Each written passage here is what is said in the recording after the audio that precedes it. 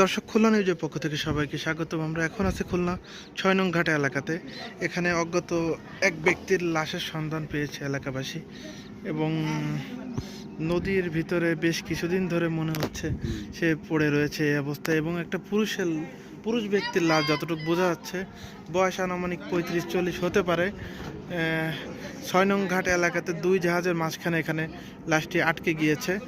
প্রশাসনের লোকজন আসছে, তারা এসে বিস্তারিত বিষয় তদন্ত করবে এবং লোকটির পরিচয় এখন পর্যন্ত কেউই শনাক্ত করতে পারেনি এলাকাবাসী যারা এসেছে। তবে আশা করি প্রশাসনের লোকজন আসার পরে বিষয়টি খোলাস হবে যে তার পরিচয় কি। যদি অজ্ঞাত কেউ হারিয়ে যেয়ে থাকে অবশ্যই আপনারা এখানে সন্ধান করবেন এবং ভিডিওটি যে দেখছেন অবশ্যই শেয়ার করে অন্যকে দেখার সুযোগ করে দিবেন। আবারও বলি, জায়গাটি হচ্ছে খুলনা ৬ নং ঘাট এলাকাতে, পল্টনের পাশে জাহাজ যেখানে দাঁড়ায় থাকে তারই পাশের ঘটনা এটি। এবং দুই জাহাজের মাঝখানে লাশটি শনাক্ত হয়েছে।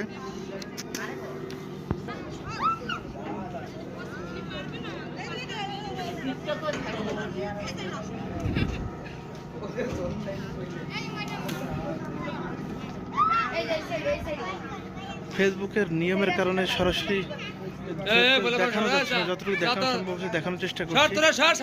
ভিডিওটি শেয়ার করে অন্যকে দেখার সুযোগ করে দিবেন। আবারও বলে রাখি, ঘটনাটি হচ্ছে খুলনা ৬ নং ঘাট এলাকাতে।